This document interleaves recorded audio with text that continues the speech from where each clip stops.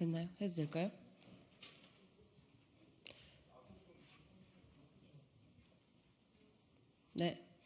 네, 지금부터 새로운 선택의 조세개혁 방안 발표 기자회견을 시작하도록 하겠습니다. 바로 시작하도록 하겠습니다.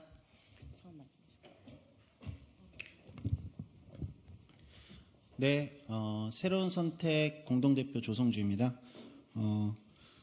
새로운 선택은 양당이 진영 정치에 사로잡혀서 이야기조차 꺼내지 못하고 있지만 정작 우리 공동체 미래에 있어 가장 중요하고 긴급한 문제들에 대해서 해법을 책임 있게 내놓겠다고 미리 말씀드렸습니다. 오늘은 우리 정치가 가장 침묵하고 있는 문제에 대해서 말씀드리려 이 자리에 나왔습니다. 바로 조세개혁 세금 문제에 대해서 말씀드리고자 합니다. 아시다시피 우리 사회는 초고령 사회로 진입하면서 복지 수요가 기하급수적으로 증가하고 있지만 거대 양당의 조세 정치는 벌써 수년째 침묵과 답보를 거듭하고 있습니다. 문재인 정부 증세 논란 회피하기 위해서 핀셋 증세를 꺼내들었지만 정작 복지국가로의 전환을 촉진하기보다는 더 늦췄을 뿐입니다. 윤석열 정부는 여전히 세수 감소가 후생의 증가로 이어진다는 정말 30년도 더 지난 낡은 사고에 여전히 머물러 있습니다. 인구위기 산업전환에 따른 산업과 고용의 위기를 돌파하고 우리 경제 혁신과 지속가능한 사회로 거듭나기 위해선 재정의 확대가 불가피합니다. 두터운 복지에는 적정한 부담이 필수적이며 중부담, 중복지로 나아갈 수밖에 없습니다. 그동안 제가 몸담았던 진보마저 이런 책임을 회피하고 있었습니다. 대표적인 것 두 가지만 말씀드리겠습니다. 첫 번째, 부자 증세입니다. 올해로 민주노동당이 원내에 진출한 지 20년째인데 당시 구호가 부자에게 세금을, 서민에게 복지를 이었습니다. 이 사고와 전략이 조금도 변화하지 않았습니다. 두 번째는 기본소득의 전제인 현대화폐 이론, 흔히 MMT라고 불리는 이론입니다.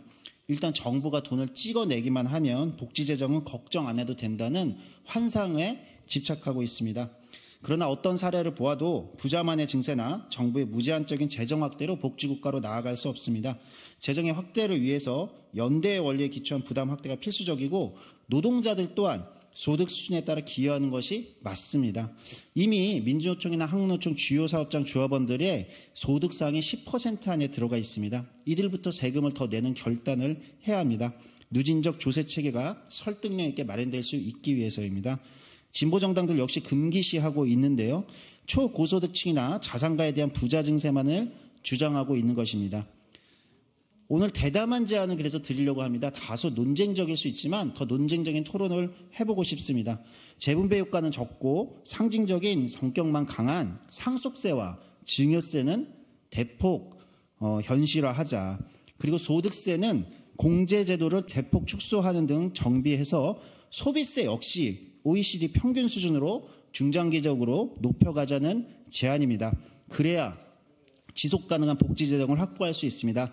저희가 드리는 이 과감한 제안에 많은 관심 부탁드립니다. 지금 연이어 제3지대 신당들이 각종 정책들을 발표하면서 경쟁하고 있습니다. 좋은 현상이라고 생각합니다. 오늘 저희가 제3지대 신당 추진 세력들 중에서 제일 처음으로 새로운 선택이 조세 개혁 방안을 제시했습니다. 더 많은 정당들의 토론이 있기를 기대합니다. 자세한 내용 저희 정책위원장이 브리핑하도록 하겠습니다. 새로운 선택 정책위 의장 한지원입니다. 말씀드린 조세개혁안에 대해서 조금 더 말씀을 드리도록 하겠습니다. 많이 알다시피 우리나라는 공공사회복지 지출이 세계에서 가장 빠르게 증가하는 나라입니다. 다음 세대의 복지 비용을 떠넘기지 않으려면은, 즉 세대 간 불의를 막기 위해서는 대대적인 조세개혁이 필요합니다. 그런데 앞에서도 말씀드린 부자 증세는 사실 효과가 그다지 없습니다. 이미 상위 소득자에게 지나치게 편중되어 있는 것이 한국의 조세 제도이기 때문입니다. 그래서 저희는 새로운 선택은 계층 간 타협에 기초한 선진국형 증세를 하자라는 제안을 드립니다. 부자를 벌주기 위해 만든 세금은 줄이고 누구나 내는 세금은 늘리자. 공평한 세금 체계에서 상위 소득 계층이 복지 재정에 좀 더 기여할 수 있는 구조를 만들어 보자는 제안입니다. 다음 4가지 조세 개혁을 단행해 보려 합니다. 첫째는 상속 증여세를 현실화하는 겁니다. 고도 성장기를 거쳐온 베이비붐 세대가 자산을 후손에 상속 증여하는 시기가 됐습니다. 과세 인원을 봐도 20년 전에 비해서 10배 가까이 늘었습니다. 고령화 시대 이제 상속 증여 문제는 소수 부자만의 이야기가 아닙니다. 중산층 상당수와 관련됩니다.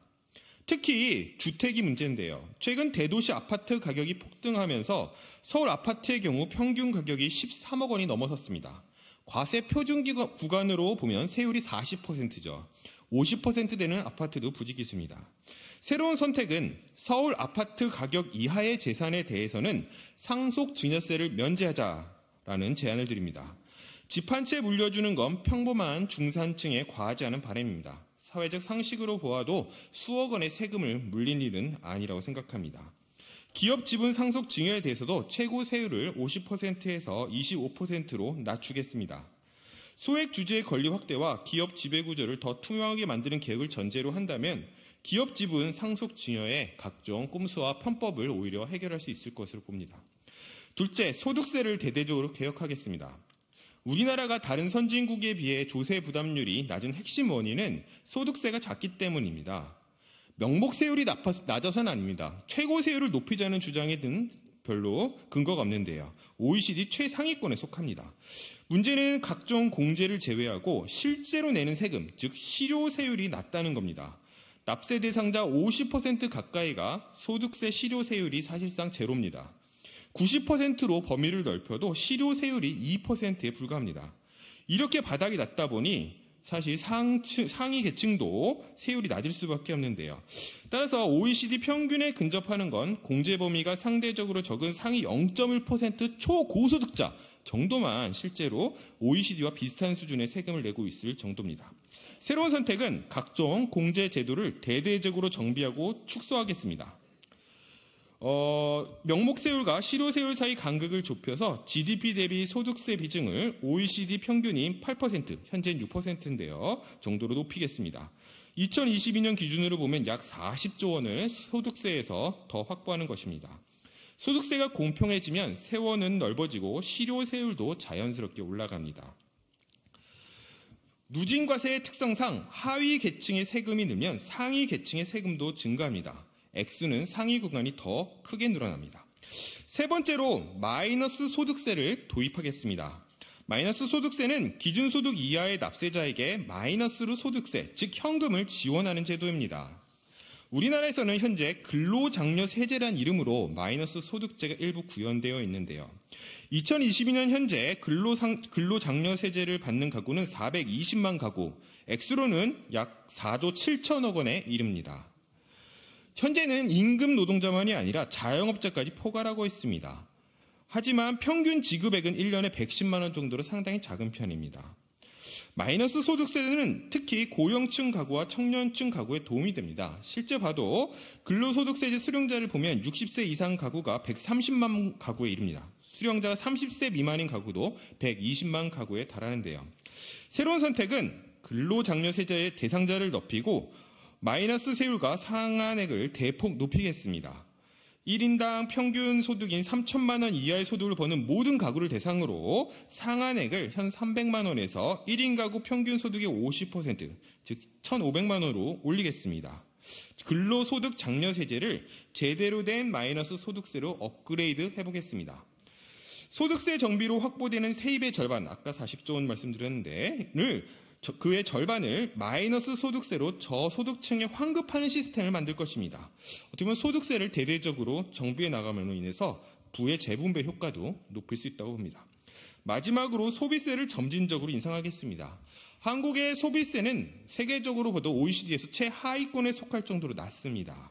분명 증세를 한다면 소비세는 빠지지 않고 올려야 되는데요. 다만 소비세 인생은 정치적으로 파장이 대단히 큽니다.